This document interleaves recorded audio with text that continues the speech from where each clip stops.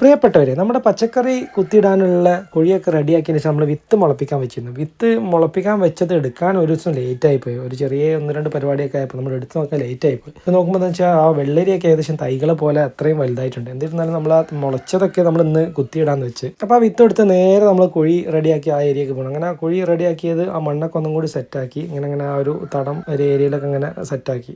നമ്മൾ പച്ചക്കറി കുഴി ഇങ്ങനെ റൗണ്ടിൽ എടുക്കുന്ന സമയത്ത് നമ്മൾ ശ്രദ്ധിക്കേണ്ടത് സൈഡിലൊക്കെ ഇങ്ങനെ ഒരു താഴ്ചയായിട്ട് സെൻറ്ററിൽ ഇങ്ങനെ പൊങ്ങിയിട്ടുള്ള രീതിയിൽ വേണം നമ്മൾ ആ ഒരു തടം റെഡിയാക്കാൻ. എന്താണെന്ന് വെച്ചാൽ വെള്ളം ഇങ്ങനെ കെട്ടി നിൽക്കണമെങ്കിൽ സൈഡിൽ നിൽക്കുള്ളൂ, നമ്മളെ തൈകളൊന്നും ചീഞ്ഞു പോകില്ല. അങ്ങനെ ആ മുളപ്പിച്ച വിത്തുകൾ നമ്മൾ കുത്തിയിട്ടുണ്ട്. അപ്പോൾ അതിൽ നമ്മൾ ആ ഒരു തടത്തിൽ ഇങ്ങനെ ചെറിയ ചെറിയ കുഴികളാക്കി ഉണ്ടോ, വിരലിട്ട് ഇങ്ങനെ കുഴികളാക്കിയിട്ട് അതിലിങ്ങനെ ഒരു ഏകദേശം തൈ പോലൊക്കെ ആയിട്ടുണ്ട്. അപ്പോൾ അതിങ്ങനെ കുറച്ച് മുകൾക്കാക്കിയിട്ട് ഇപ്പോൾ ബാക്കിയൊക്കെ കുറച്ച് താഴേക്ക് വെക്കണം. നമ്മൾ ഈ പച്ചക്കറി കഴിഞ്ഞ് പയറാണെങ്കിലും മത്തനാണെങ്കിലും വെള്ളരി ആണെങ്കിലും എന്ത് നടുമ്പോഴും നമ്മൾ ശ്രദ്ധിക്കണം വെച്ചാൽ ഒരു കുഴിയിൽ നമ്മൾ ഒരുപാട് എണ്ണം നടരുത്. ഏറിയാൽ ഒരു 5-6 ഒക്കെ. ഇതിലിപ്പോൾ ഞാൻ ഒരു 7 നട്ടിട്ടുണ്ടെങ്കിൽ അത് ഏകദേശം മുളച്ച് എത്ര എണ്ണം വരും നോക്കിയാൽ എന്നിട്ട് ഒരു 6 അല്ലെങ്കിൽ 5 ഒക്കെ നിർത്താൻ പാടുള്ളൂ. ബാക്കി നമ്മൾ പറിച്ചു ഒഴിവാക്കണം. എന്നിരുന്നാലേ നമുക്ക് ആ ഒരു തൈകൾക്ക് നല്ല ഗ്രോത്ത് കിട്ടുള്ളൂ, നല്ല രീതിയിൽ വളരുള്ളൂ. അപ്പോൾ നമ്മൾ ഇന്ന് കുത്തിയിട്ടത് വെള്ളരി, കക്കരി അങ്ങനത്തെ ഐറ്റംസുകളാണ്. അതുപോലെ വെണ്ടയ്ക്കയും നമ്മൾ ഏകദേശം 4 കുഴിയിൽ ഇന്ന് കുത്തിയിടാൻ പറ്റുള്ളൂ. ബാക്കി കുഴികളുള്ള വിത്തുകൾ ഇങ്ങനെ റെഡിയായി വരുന്ന നമ്മൾ മുളച്ചിട്ടില്ല, മുളച്ച് വരുന്നേ ഉള്ളൂ. നമ്മൾ കുത്തിയിട്ട ഉടനെ അതിൻ്റെ മേലെ ഇതേപോലെ ഓല ഇങ്ങനെ വെച്ചിട്ട് ചേർന്നിങ്ങനെ നനച്ചു കൊടുക്കണം. കുത്തിയിട്ട് ഉടനെ തന്നെ നനക്കണം കേട്ടോ, ലേറ്റ് ആവരുത്. അങ്ങനെ ആദ്യത്തെ ഒരു 3-4 ദിവസം 2 നേരം വെച്ച് നനക്കണം. എന്നാലേ നമുക്ക് ആ